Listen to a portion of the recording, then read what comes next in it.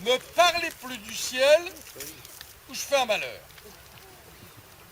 Ah, le ciel, vous connaissez, non? Ah, le ciel, le crédit d'investissement et d'économie ligérienne.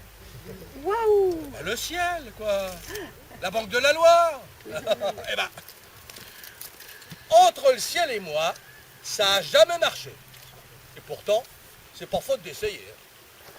Depuis que je suis tout petit, je l'ai dans le viseur, cette tour-là. Il faut dire qu'il y avait une agence en bas de chez moi, du côté de Beaugency. 10 fois par jour, je passais devant. Pour moi, c'était la maison du fric, du flouze, du pèse, de l'artiche, quoi. Un beau matin, je me suis dit, le ciel, faut que je me le fasse. Toutes ces pépettes à portée de main, eh ben, c'était pas normal que j'en touche pas ma part. Alors, je m'étais ouvert de cette envie auprès de poteaux qui avaient de l'expérience.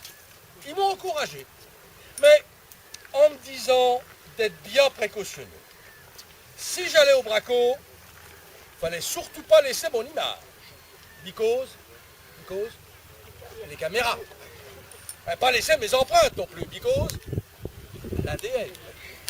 Et pas laisser ma voix, because je sais plus trop quoi. Mais il paraît qu'ils ont des machins de reconnaissance vocale. Résultat, un jour, je débarquais au ciel, tout harnaché, ganté, juste 2 trous dans ma cagoule pour les yeux et muet. Surtout, une vraie carte. J'étais le seul client. En face, il y avait 2 employés. Tout s'annonçait peinard. J'exhibais mon arme. Un gros 45, un faux, hein, mais pas la peine de le répéter. Le caissier, je le connaissais. C'était le vieux Lambert. Oh, un bonhomme tout fripé, c'est presque peine à voir. L'avait l'air de sortir d'un téléfilm sur mon passant. Je me disais en le regardant qu'à force de repousser l'âge de la retraite, on allait finir par tomber sur des centenaires. Alors, je lui fais passer un petit mot. Alors, je l'avais écrit dans un style simple, hein, direct, apparemment efficace. J'avais mis hold up, le fric, vite. Et ben, dans ces cas-là, pas la peine de tartiner, pas vrai. Alors, je fais passer le mot au Lambert, il le prend, regarde, hésite, et puis il dit « C'est pas attaché ». Qu'est-ce qu'il racontait le papy? Qu'il voulait être attaché? Mais c'était pas prévu, ça. Et puis si je l'attachais, comment qu'il allait me passer le pognon? Bon, c'est vrai qu'il y avait son collègue, un jeune gars que j'avais jamais vu, qui aurait pu aider, mais bon, ça m'arrangeait pas trop, cette histoire d'attachement. C'était pas dans mes plans. C'est pas attaché, qui répéta. Oh! Il m'agaçait. Je pouvais pas répondre pour cause de reconnaissance vocale, vous m'avez compris. Alors je dodelinais de la tête un peu vite, histoire de manifester ma contrariété. Hold up, il ajouta, c'est pas attaché. Putain! Non, mais le vieux qui me faisait un cours de français. Je pouvais pas y croire. J'allais lui secouer l'art à cette engeance, lui péter la gueule à cette mamie. Non mais, c'était quoi ces remarques sur l'attaché ou pas attaché? De l'ironie? De la provocation? Du mépris de celui qui sait pour l'ignorant? Je commençais à grogner, puis je me calmais aussi sec, toujours à cause de leur machine de reconnaissance, comme j'ai déjà dit. Hold up, c'est un mot invariable. Ça vient de l'américain, insistait le vieillard. Le cauchemar. j'étais tombé sur le Bernard Pivot des guichets de banque. Un pinailleur de première, le genre à avoir chez lui tous les nicodores depuis le numéro 0. Il me sortait toute sa science en pleine épreuve. Moi, je m'énervais pour de bon. Je m'agitais. Je me lui mis mon pétard sous le nez. Pas trop près non plus, une fois qu'ils comprennent que c'était du faux. Et l'autre, indifférent, il continuait. Hold up, il y a un tiret entre hold et up. Que faire? Gueuler? Interdit. Tirer, et avec un pétard en bois, cogner, ça laisse des empreintes. J'étais KO, debout, d'ici qu'il me fasse passer une dictée. Le guichetier se tourna vers son collègue, le morpion. T'es d'accord, non? C'est pas attaché. Il y a un tiret. Et voilà ces deux zigomards partis dans un débat de Byzance. Ça les branchait au point qu'ils m'avaient oublié. Je vous jure. Ah non, mais j'étais effacé, hein.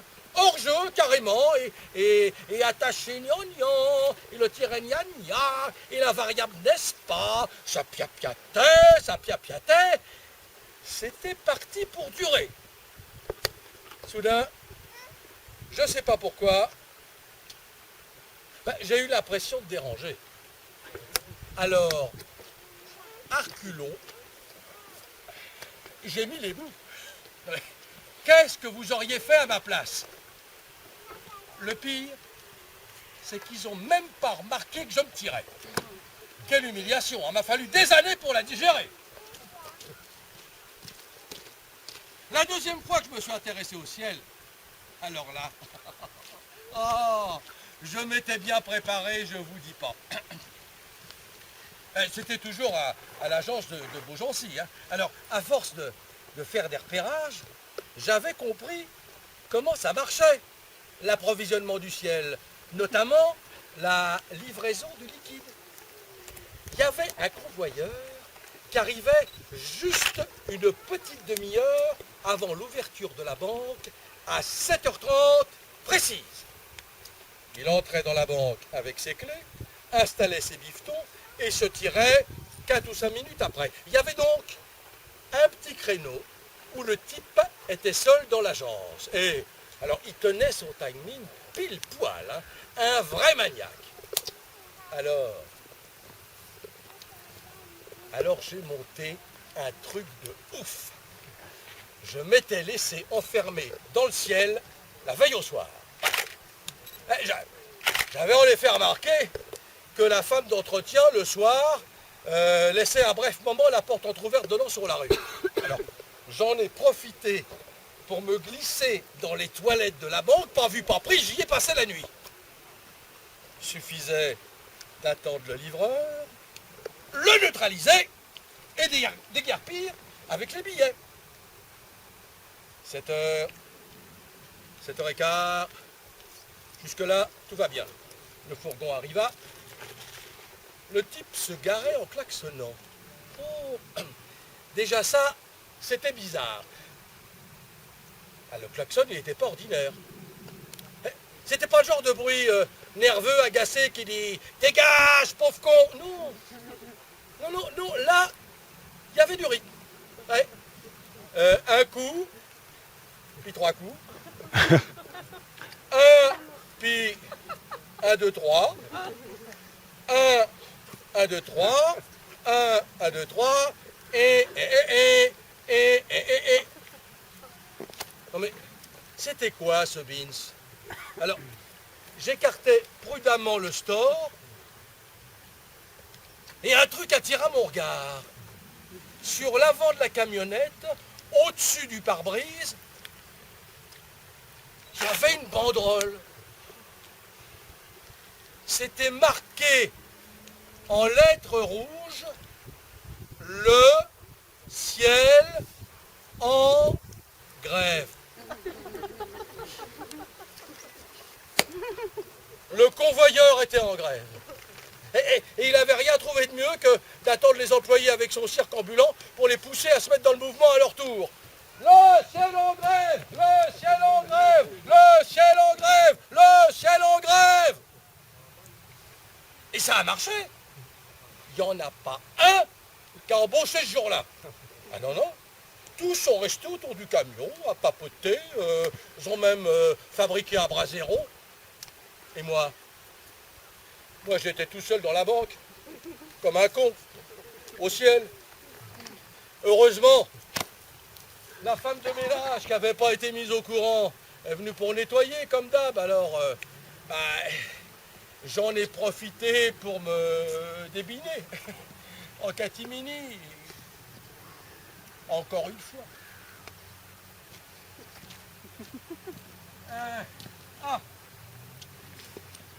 La troisième tentative, ça remonte à septembre 2008. Oh, alors ça, ça, je m'en souviens très bien. Non, non, mais, alors cette fois, mon plan d'attaque était en béton. J'avais une frangine dans la place. C'est vous dire. C'était Ginette, une copine de cœur. Elle m'avait affranchi. Il y avait un Chinois qui venait une fois par semaine d'Orléans avec un sac en cuir noir, 10 sacs de médecin. Vous savez, avec un petit fermoir en métal et une petite anse. Oui, alors, le sac était bourré de billets, paraît-il. Hein. Je ne sais pas quel genre de commerce il tenait, mais en tout cas, ça marchait. Hein. Ouais, ouais. Chaque semaine, il était fidèle au poste. Oh. K.O. qui s'appelait. Ouais. Ouais, vous me direz, rien qu'au nom, j'aurais dû être méfiant. Mais bon.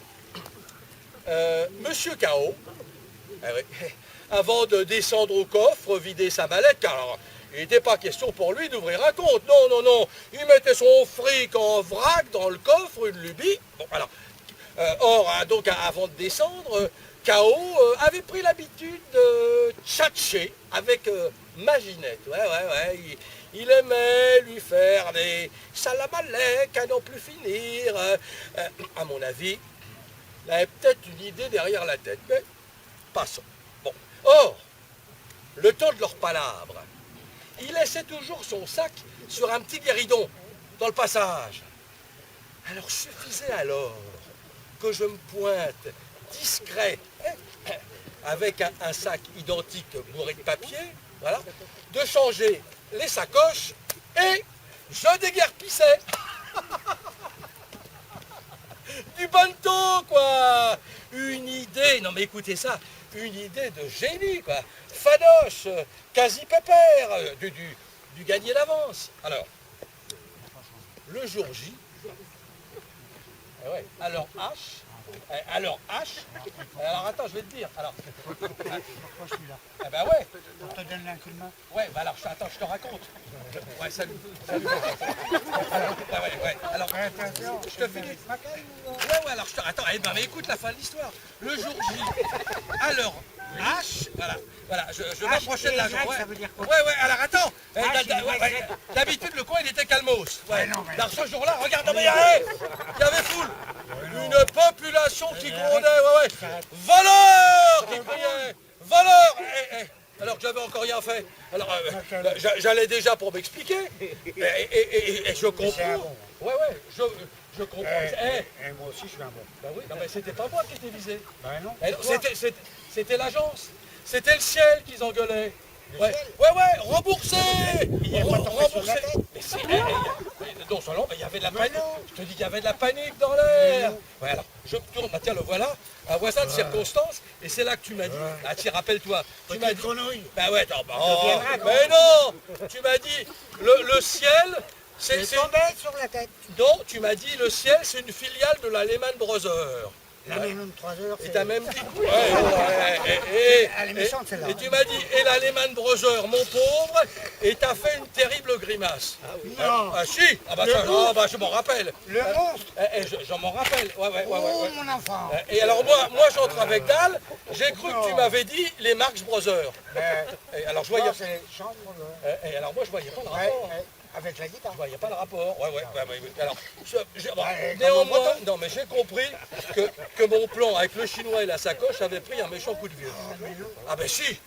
Ouais, non, mais le plan, il était caduc. Alors, j'ai pas trop cherché à Et comment comprendre. vous faisiez ce boulot? Ah oui, là, comme ça. Ah oui. Non mais attends la fin de l'histoire, parce que il n'y avait plus de fric dans l'agence. Le gars, il voulait son fric et au ciel, il n'y en avait plus. Non. Si.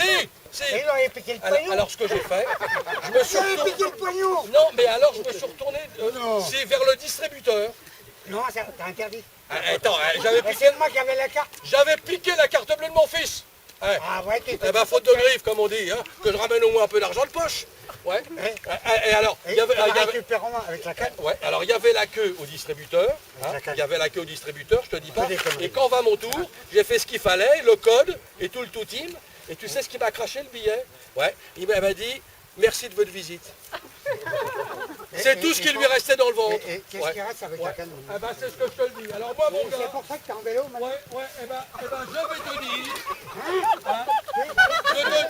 En vélo. le ciel, moi, non merci, j'ai donné. Ouais, voilà. Allez, viens, allez.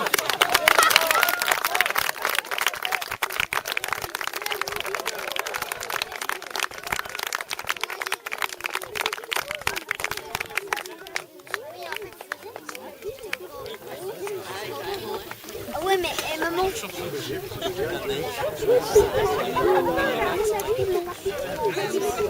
Alors maintenant, j'ai trouvé une poubelle.